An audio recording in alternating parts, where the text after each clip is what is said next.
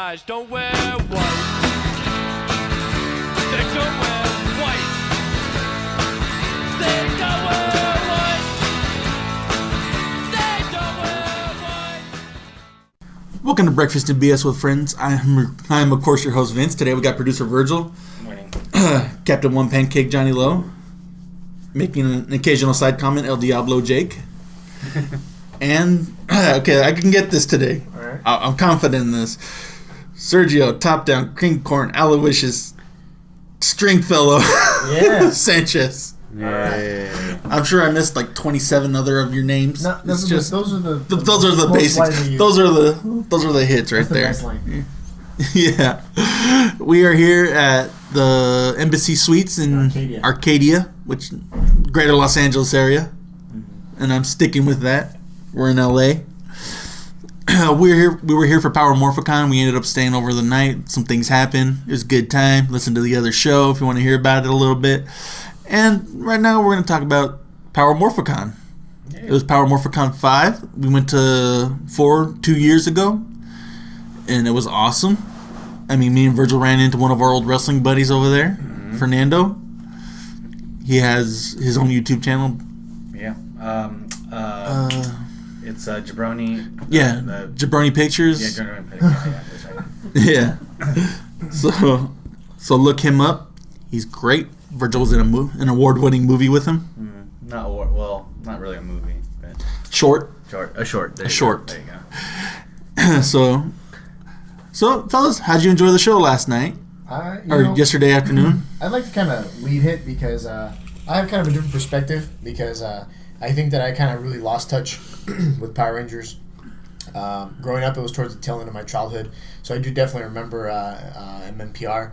But then after that, it's interesting getting into all the stuff that I missed, talking to these guys because they're really still into it, and all the other shows that happened after kind of in that time period where, I was, I don't know, focused on other stuff. It's just weird how college. Yeah, exactly. Yeah, actually, well, more or less.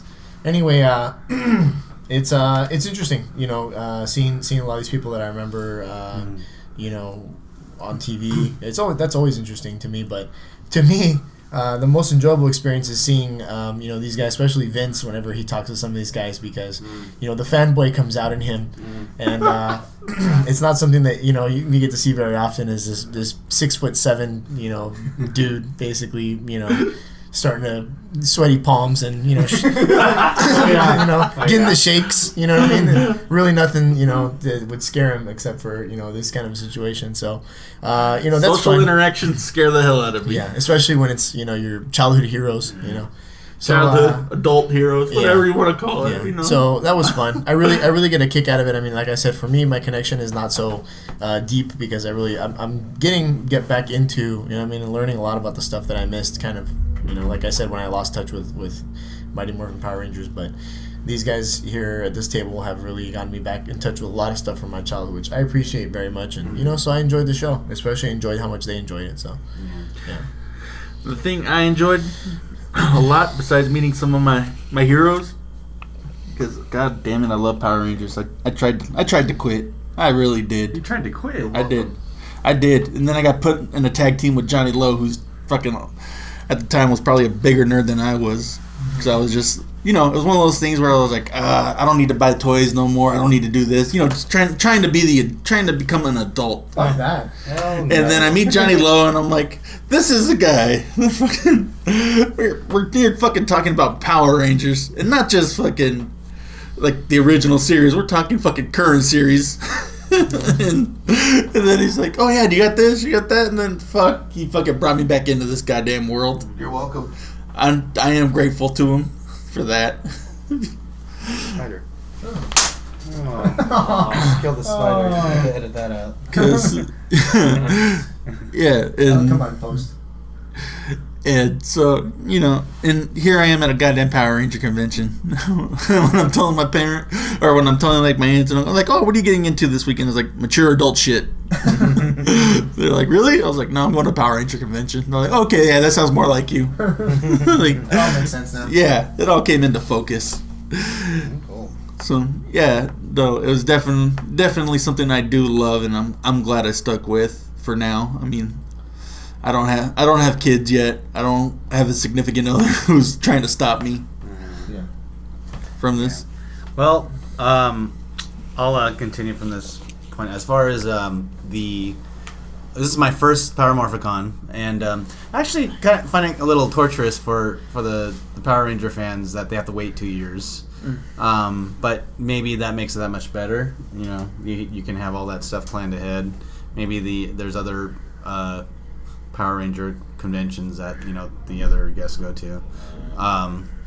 But it's my first one, and I was actually pretty impressed about the size of it and the panels. I mean, it's bigger than last year. Yeah, and since I don't have anything to compare it to, I mean, I think as a just a convention that's of its own, it's pretty good. I mean, we've been to Comic-Con, and that thing's huge. I mean, but I think for this kind of convention, it's very comfortable. You can walk up and get a badge very calmly and very quickly.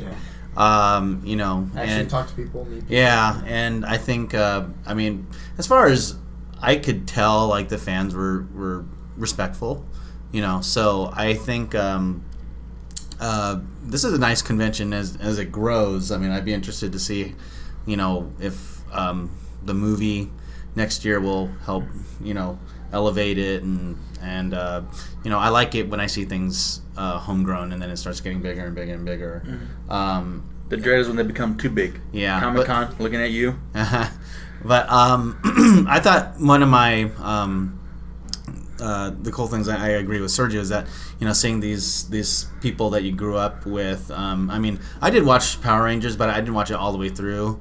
But I mean, I was very, very aware of the Japanese series, so a lot of the times you would see people running on the ground, and then you'd see the the monsters fight, but you don't see that usually in the American version. Yeah. But all the acrobatics and the fireworks and stuff, and it was kind of cool to see David Yost, and seeing what happened to the original Red, and that actually Zach looks like he hasn't changed at all, and that guy does not age. That's what we're saying. Yeah, black don't crack. But it would have been nice to see Amy Jo Johnson.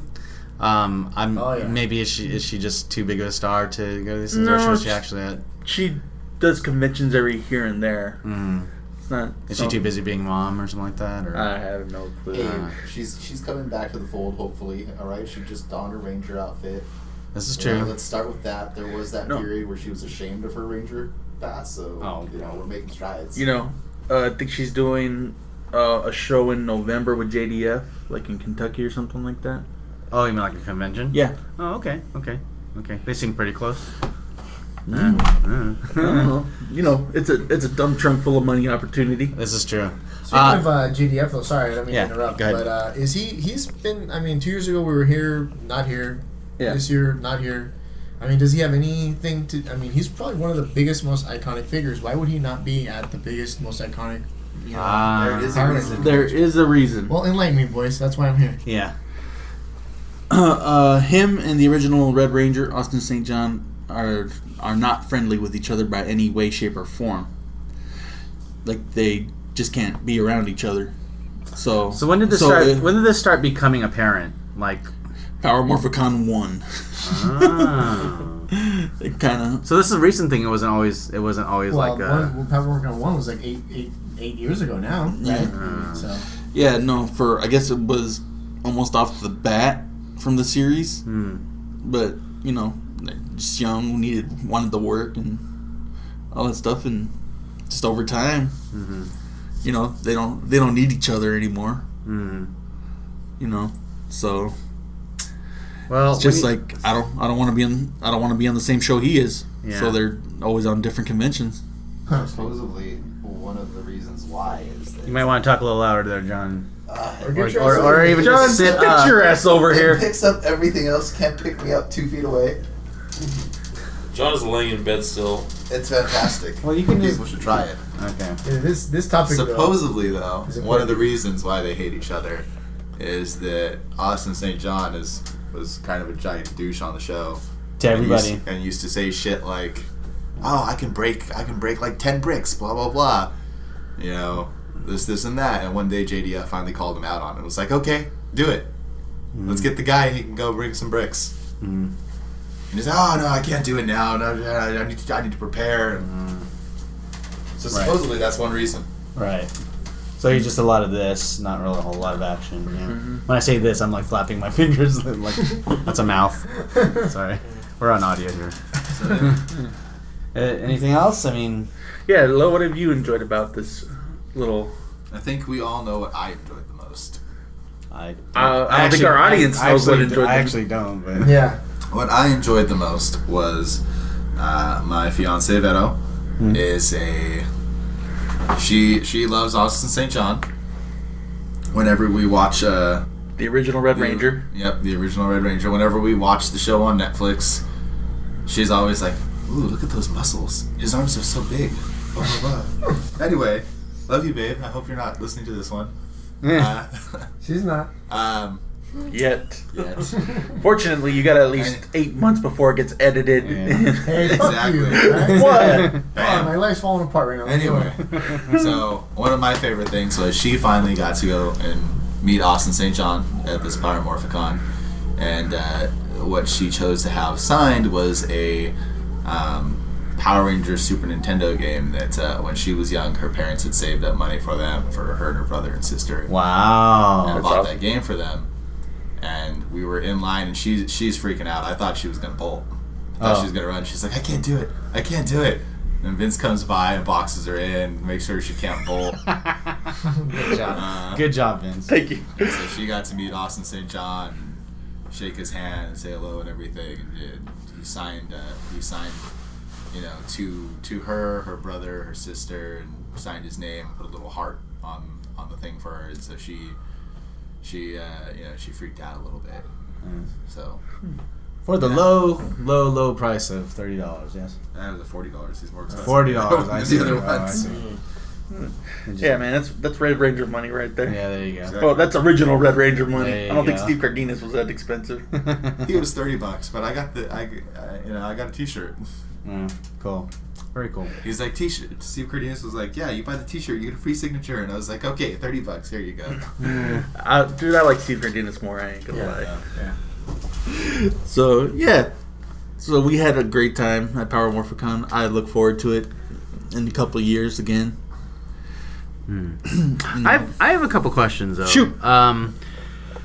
There's been a lot of Power Ranger versions, right? So I mean, I obviously was introduced by the Zoo Ranger, right? So the original, but after that, they had they were like, I don't know what kind of shapes they were on their faces. That was Zeo, and then as it Turbo. Yeah, there's so many other ones. So like, And they skipped a couple.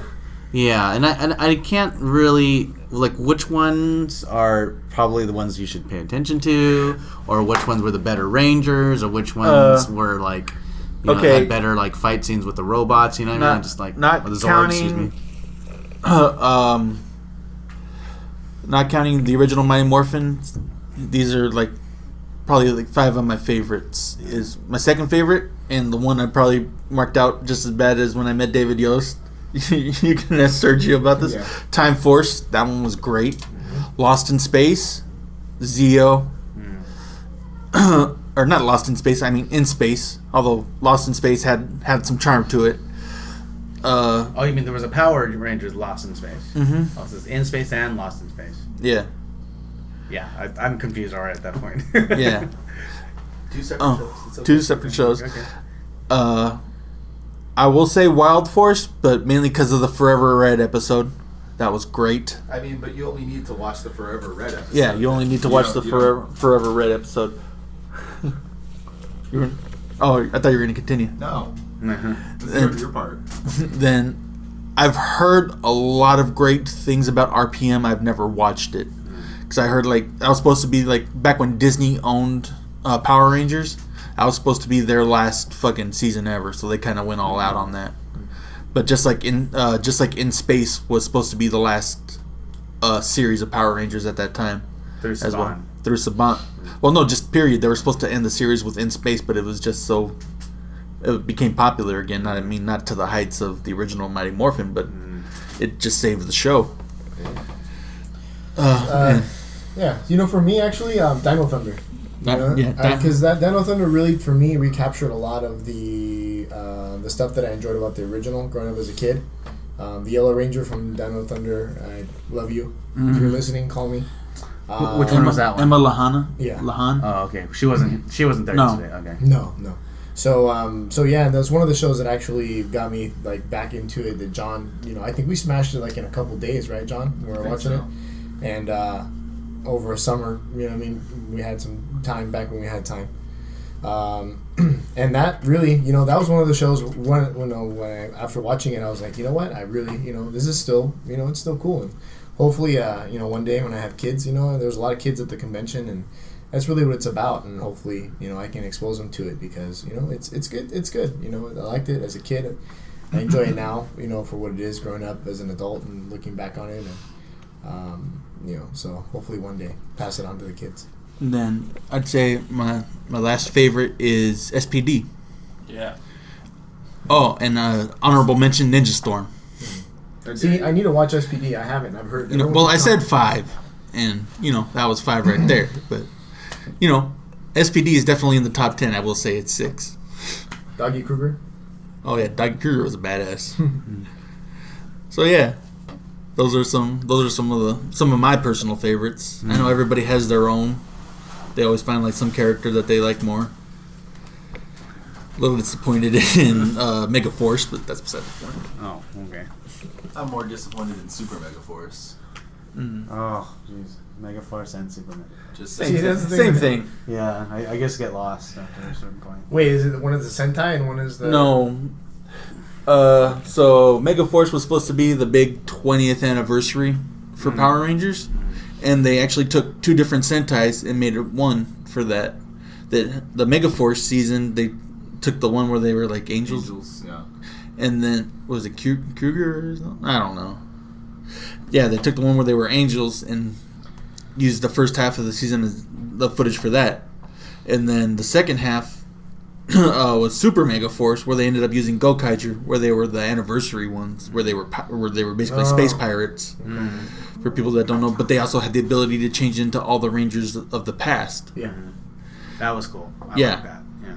And like the whole thing led up to like the great battle where they brought back all the original, or they brought back all the Rangers and all that stuff, but it just kind of fell flat. After that? No, just like through the whole series, it didn't live up to the hype for both halves of the series. Because now what they do for Power Rangers is they do like the first half of the series is whatever. Let's just say, what the fuck is it? It's Dino Charge right now, as of the taping of this. So then when that first half of the series ends, when they go on hiatus, when they come back, it's Super Dino Charge, because that's usually like when they introduce like the Battleizer modes or whatever. The stuff that they come out to sell more toys to kids. Interesting. Okay.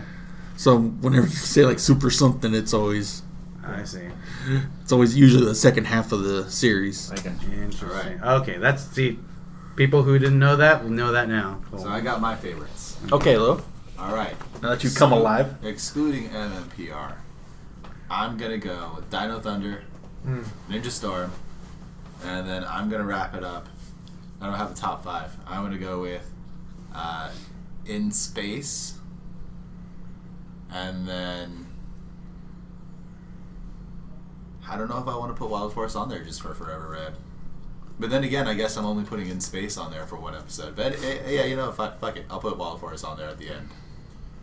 No SPD, huh? Everyone's been recommending to me that one. I like SPD. Well, maybe it's more in my wheelhouse. I love huh? SPD. Is it more in my wheelhouse? Oh yeah, Is that that's what you're definitely your wheelhouse. I just liked the Super Sentai so much more than I like the American. See, I never watched Deca Ranger.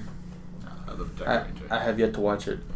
But yeah, I mean, Deca Rangers definitely got that fucking episode where Doggy Kruger kills all 100 people and they're playing the rad ass samurai music in the background. And they had the counter going off. Yeah. So I mean, I think I saw that. Yeah. I saw that. Yeah. so yeah. Wow. Huh. Those are the hits from Johnny Lowe. Jake, take it away. What's the question? He's not the best color man in the business for a reason, folks. All right. So we're gonna switch gears here. We're gonna shift into turbo. Get it? Because there was a Power Ranger season called Turbo. Stoplights? Yeah. Was there a Super Turbo? No, Oh, just okay. a turbo. But that's also the series where the original Mighty Morphin Power, or what was left of the Mighty Morphin Power Rangers left the series. Okay. So that's when JDF left and Okay. all that. They left they did like half the season and the other half they left. Okay. So we're gonna switch into everybody's new favorite segment, Supreme Emperor Vince. Oh. But first, you guys can get your questions ready. Supreme Emperor Vince has an official decree Okay. about traffic and how he's gonna improve this shit. So, my thing is, police officers will now enforce the spirit of the law, not the letter of the law. Jake is. So, and by that I mean, if Shoot on sight? no, No. They do. we're not making spirits. I'm saying, if it's a wide open freeway and you're going above fucking 75 or even 70, if you're just fucking going 80 or whatever, No big deal. no big deal. Yeah. Just fucking let them go. There's nobody that's gonna fucking get hurt. You go, oh, well, they can hurt themselves. Well, you can hurt yourself fucking going down the goddamn stairs. It's a fucking, again, it's about personal responsibility. If you think you can handle yourself at that speed, Fine. go for it. If nobody else is in danger. I'm not saying fucking zig in and out of traffic trying to fucking get there as quick as possible. Wide open freeway though. Fuck it, right? Mm-hmm.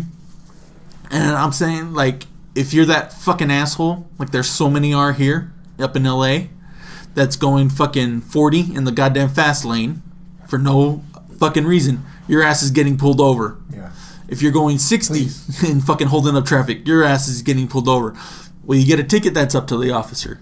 But would I like the revenue? Yes. But I'd understand if you just say, hey, knock that shit off. You know what? I'm going to give officers permission to smack somebody upside the head. Go, get that shit fucking, get your head in. If you're going to go fucking slow, stay on the I goddamn already slow told lane. you, Vince. They're used to being in traffic. They're not used to going more than fucking 20 miles an hour. I don't give a rat's at. That's why we need to re-educate them with a slap upside the head.